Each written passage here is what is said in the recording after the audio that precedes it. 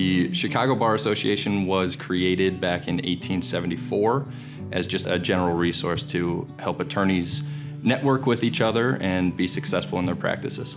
The CBA chose to set up the insurance subsidiary because a lot of the members were asking questions about what types of insurance they should tap into. Who's the best resource for legal malpractice insurance, life insurance, health insurance, et cetera, et cetera.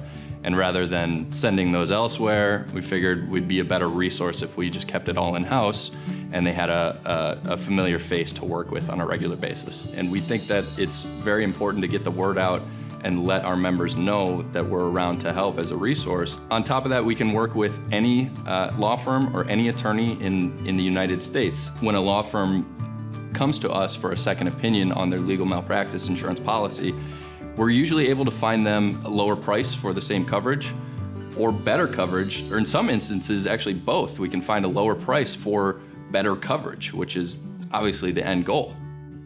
Insurance is something that not a lot of people know the ins and outs of it, and maybe a smaller firm or a solo attorney needs that consultant to really keep them in line or to provide information to take it off of their plate. They have enough going on dealing with clients, collecting bills, doing everything that makes them successful in their profession. What I'm here to do is to be a resource and really just provide assistance in something that they are not inherently an expert in.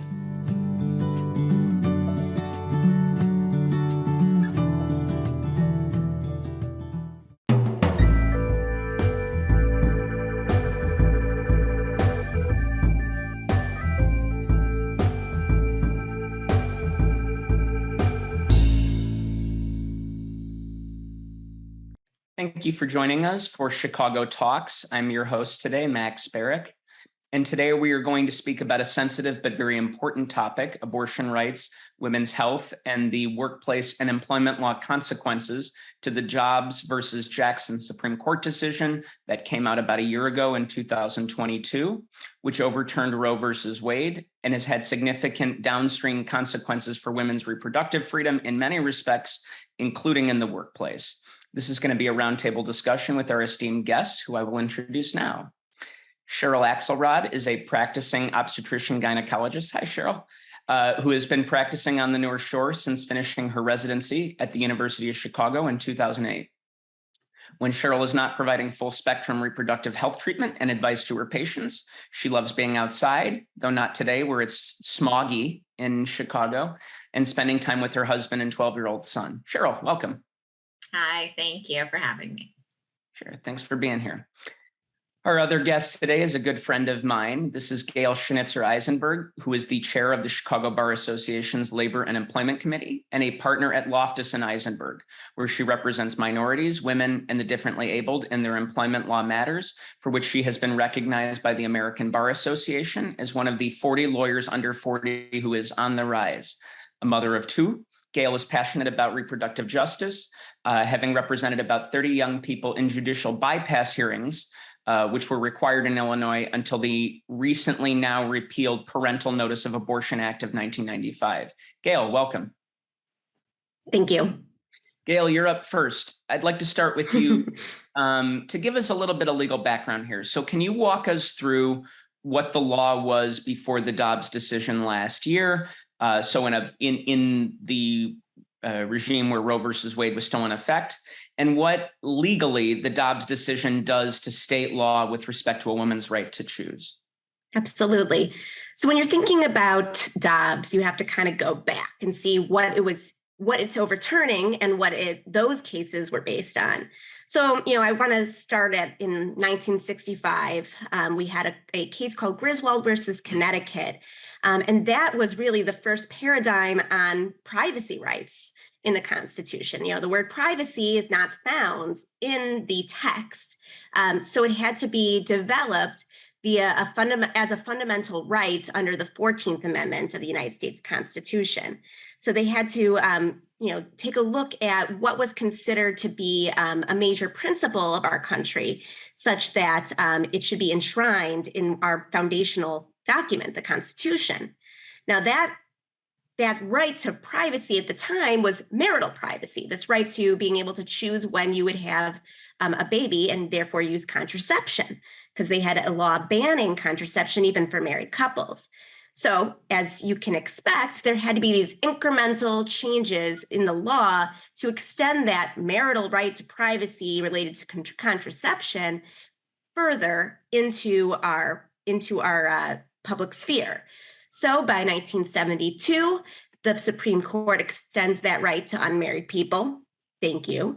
and then we can draw a direct line from there to Roe versus Wade, 1973, which probably most listeners have heard of, as Roe, right? You know it as a paradigm of our constitutional case law.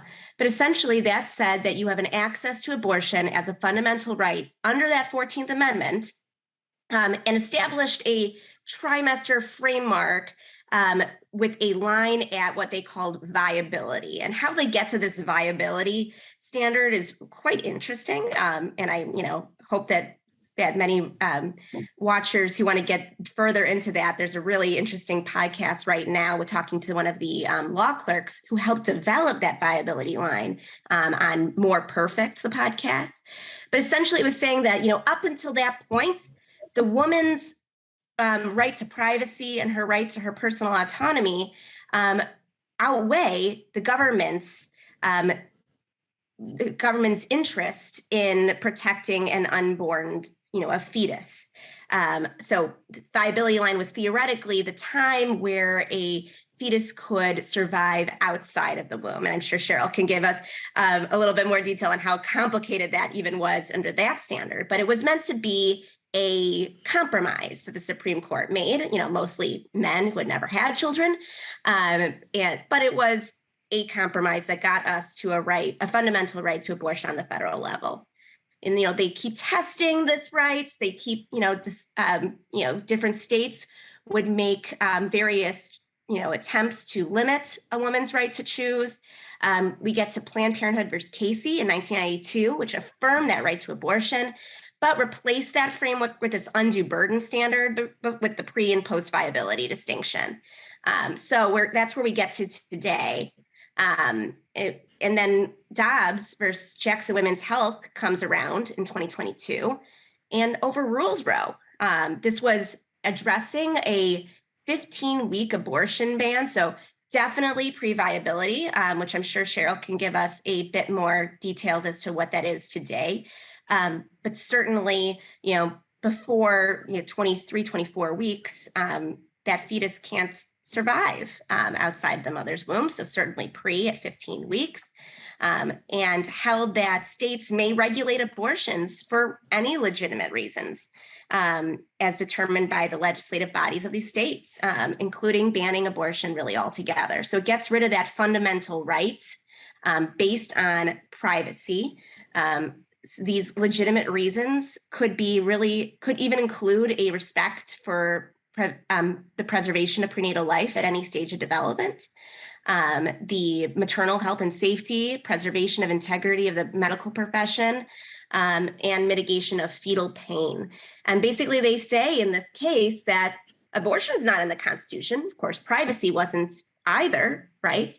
And they basically reason that fundamental rights to be protected under our U.S. Constitution need to be deeply rooted in the, quote, history and tradition of our nation. And abortion, they claim, is not, which is not true. Again, there are plenty of podcasts delving into the history and tradition of abortion rights in the United States and abortion practice in the United States. But this was what, our non-medical, non-historian Supreme Court decided to say. And now states can limit abortions. And this is a huge problem. Obviously, each state is going to have their own determinations. But under the 14th Amendment, they're saying there is no right to abortion. Now, this is going to be an issue for anything in that line of cases I just talked about. Clarence Thomas, Supreme Court Justice, had a concurrence where he essentially said, this entire line of cases, the substantive due process cases under the 14th Amendment, contraception, same-sex marriage, interracial marriage, all of those kinds of rights that we've developed under the 14th Amendment as fundamental rights, those all could go the wayside under the same type of analysis. So it's certainly a scary time in the United States. So there was a lot there, and that was a really detailed and helpful explanation, Gail. Thank you. And one of the things you said a couple minutes ago that I want to jump back to for Cheryl is what you said about men sort of legislating or deciding for women what decisions they get to make. So Cheryl, to you, and as a man, I'm acknowledging that part. I think one of the major issues on this topic is, and just legislating women's health issues in general, is that men, myself included, don't really always know what the heck we're talking about. This is not a black and white issue, no matter what other people say. And as you're, I think, going to get into, this is not as simple as, hey, we're getting rid of one procedure. There are a lot of downstream consequences here. So can you explain what other than the obvious, what other health consequences have come about or in the last year? Because we now have some time and evidence to pull from. What other health care consequences for women are we seeing? What other procedures are being impacted? What trends are we seeing? Sure. So, unfortunately, the trends are really scary. We've definitely seen an uptick in maternal, fancy words, morbidity and mortality. So not only mortality, death, but morbidity, harm. So long-term harm that have come to women. Just in general, right? Abortion care is a basic part of women's reproductive health care. It is medical care. It extends far beyond just the kind of what we think of as, maybe a irresponsible teenager getting pregnant. It is. I honestly, for the terminations that I perform, the vast majority of the abortion care I give is for married women in their late 30s and 40s who are like, I can't have a third, fourth, fifth baby now, for whatever reason. I also see a lot of women where we see there are significant and serious health concerns with the mother, significant and serious health concerns with the fetus, people who have tried to be responsible and had their contraception fail. And we also see this is the first inroads, right, of how government can legislate healthcare. And so because during this, initial Supreme Court case, right, they're like, where does the government's right to protect an unborn pregnancy or a pregnancy outweigh the woman's right to bodily autonomy, right? And so that is the first inroads of government into my exam room. And we're seeing now other states even go beyond that, trying to legislate care for transgender minors. There's a lot of talk about certain states trying to legislate. There was Missouri, I think, came out with trying to legislate care for transgender adults. And this is, so we're seeing these rights to privacy erode. Going back to sort of, what are the downstream consequences for women and sort of, how does this impact people? So the thing that we have seen sort of the most discussion about, right, within is how much of that many of these bans, right, have exceptions for women's health, and many of the proponents of these bans say, well, it's not really a thing where women's health is so endangered that they would need to have an abortion, which is of course absolutely wrong. We see that all the time. The most poignant case of that is going to be something we call PPROM, or premature preterm rupture of membranes. So the bag of water breaks prior to viability of that threshold where we think the the pregnancy could survive outside of the uterus. Typically with those cases, the chance of, survival is quite low, and the chance of morbidity and mortality, death, or serious harm to the woman is quite high. In states where abortion is illegal, those women are being watched until they become sick enough to have an abortion, or until the heartbeat stops. And what we have seen in Texas, and this is Texas specifically because the data there came first because of the way that their legislation had worked, is that women had much higher rates of morbidity and mortality. Women who prior to these bans would have had a termination earlier ended up going to the ICU, having a hysterectomy, or even dying. And they would not have needed all of that care. They would not have gotten nearly that sick. They would not have lost their uteruses had they been cared for as they should have been, as our evidence-based medicine suggests that they should be. And this trend is following all over the country. I have colleagues in Florida, colleagues in Missouri who, like, how much blood does somebody have to have in their belly for me to do an abortion? How high does her fever have to be? It's very unclear. We don't want to go to jail for doing our jobs and for trying to save somebody's life, but that's the position that physicians are being put in.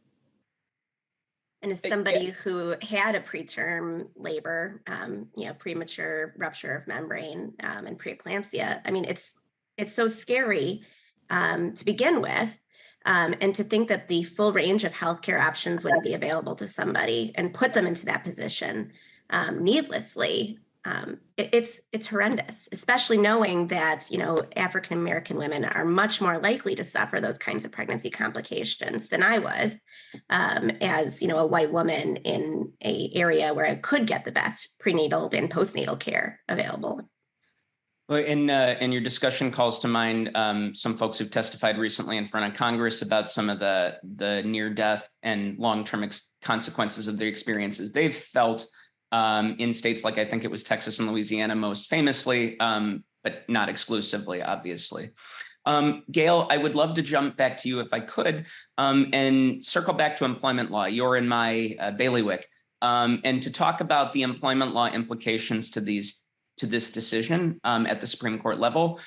What sorts of concerns might women in the workplace now have to consider that previously were not things you'd have to think about or even contemplate discussing with your employer? Absolutely. I think one would be those who are the pregnant person, who are choosing to either have an abortion or even just contemplating, what are their rights in the workplace? So we have the Pregnancy Discrimination Act, and here in Illinois, the Illinois Human Rights Act, which does provide protections in the workplace against discrimination based on pregnancy. And pregnancy is defined broadly to include related medical conditions. And so that includes abortion, contemplating abortion, deciding not to have an abortion, any type of decision that pregnant person wants to make. So I do fear that in states where abortion is being, vastly undermined as a right, that there will be almost permission for some employers to feel that they can discriminate, and that is not the case. So some examples of how this can show up in the workplace. The Illinois Attorney General put out some interesting guidance recently under the Illinois Human Rights Act. So the same kind of analysis would apply under the federal law, the Pregnancy Discrimination Act. So in his guidance, he gave some examples, threatening an employee with termination if they don't undergo an abortion in one sense of the term, or denying a reasonable accommodation to go to medical appointments related to an abortion care, retaliating against an employee by denying a promotion for complaining about discrimination, or harassing that pregnant person because of their decisions on abortion. All of those would be examples of that kind of discrimination that would violate the law. Interestingly, actually, that reasonable accommodation example will really only be a federal problem as of July 1st, but it was already an issue here in Illinois. But we now have the Pregnant Workers Fairness Act. So congratulations to all of us. In addition to those discrimination statutes that can protect a pregnant person making their decisions about their reproductive health, we also have the Family Medical Leave Act, which would prevent an employer from subjecting somebody who took a leave of absence to recover from an abortion, for instance, from a hostile work environment or any other type of retaliation. So more difficult work assignments, rude behavior from a supervisor, gossip. These were all examples that have been found to be FMLA violations. Of course, it's important to know that Family Medical Leave Act only applies to very few employees in this country. It's about half of the population. You have to work for a larger company, but you need at least 50 employees. You have to have worked there for a year and a certain amount of hours to be covered. So working on that here in Illinois, call your state legislators to make sure that we get some additional leave rights here in Illinois. But, in addition to the person who is contemplating or having an abortion, there's going to be a lot of different employment concerns related to discussing abortion and the politics of abortion in the workplace. So, it's going to depend on if you work for a public employer or a private employer as to what your rights are for discussing this hot topic, if you will, in the workplace, because the public employees have First Amendment rights if they're speaking as a private citizen, so not in your government capacity, and about a matter of public concern, and that speech does not interfere with you doing your public job. So, if you were, and certainly, abortion rights, Dobbs, any of those kind of things are a matter of public concern. Certainly, if you're working for, a health department, you might have an issue about it being versus in your private citizen capacity versus in your government capacity. So a couple examples here in Illinois, we had the Central District of Illinois dismissed a nurse's case in 2006 who asserted she was denied a promotion for opposing emergency contraception on moral grounds. So even though she was talking about a matter of public concern, she was referencing her own personal interests about not dispensing emergency contraception. So you can take that case and kind of extrapolate it to how it would apply here in the abortion context. So obviously emergency contraception is not the abortion pill. I want to make sure we know that that's clear. But I think it is important to say that even if you're working for a public employer, your rights are not to make your opinions known about contraception and abortion are not absolute. But who knows? We are seeing this Supreme Court being very friendly to religious speech. So in 2022, many people know of a case about a football coach who wanted to have prayer on after games.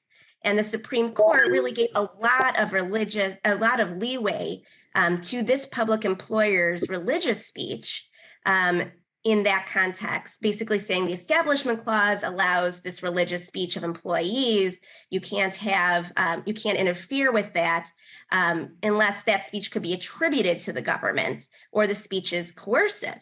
So if those opinions related to abortion rights, contraceptive rights, or really any of these rights that we had discussed as fundamental rights are couched in religious speech, they may get some more protection in those public workplaces. But you don't have any of those rights if you're in a private employee's setting. So both of you, I'm going to start with Cheryl for this time. Are there other reproductive health issues that have been impacted by the Dobbs decision with respect to the workplace rights? Again, things that might not have otherwise have been contemplated. Some additional areas in the workplace that are being impacted. A lot of employers are starting to think about their travel benefits, especially if they're headquartered in a state that is, attacking bodily autonomy of their workers. We're seeing that Dobbs is going to force people to really travel hundreds of miles, expend great expenses to get access to, the healthcare that they need to have, or they're going to be forced to have this unwanted, unsafe pregnancy against their will. We're already seeing a lot of travel to states like Illinois, where we're kind of in an island of choice. But we're expecting that number to, and we have seen already in the last year, that number has extremely increased.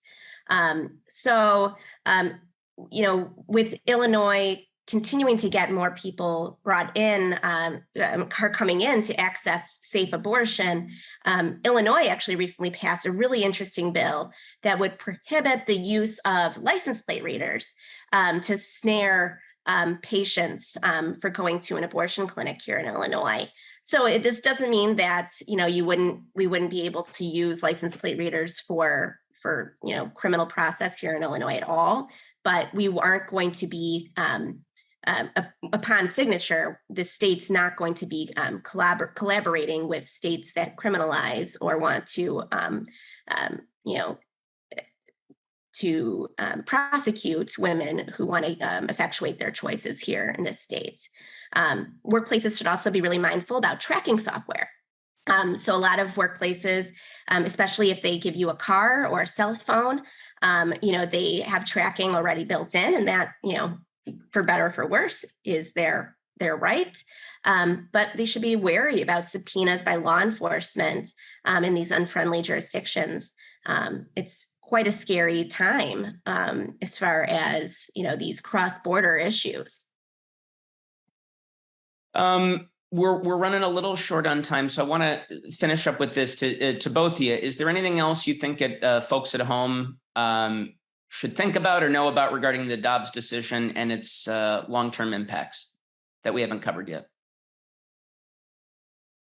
So, abortion's been around much longer than the Supreme Court and certainly has predated Roe, despite what they wrote in Dobbs, and abortion will be around after Dobbs. So it's evident from pre-Roe America that denying people legal options to make their healthcare decisions will only make abortion more dangerous, not that it will end abortion. I do want to thank you both for coming on to give us your expertise and time on this very sensitive topic, to dive into the nitty-gritty here and explain what this all means. Thank you to everybody at home for listening and watching and covering this topic with us. And please stay safe. When you need a lawyer, how do you find the right one? Contact the Chicago Bar Association. Whether you've been injured or need a will prepared, whether you're buying a home or starting a business, having the right lawyer is essential. The Chicago Bar Association have lawyers who practice in most areas of law and speak a variety of languages. Don't leave it to chance. Get a referral to a screened, experienced lawyer. Visit chicagobar.org or call 312-554-2001. The Chicago Bar Association. Se habla español.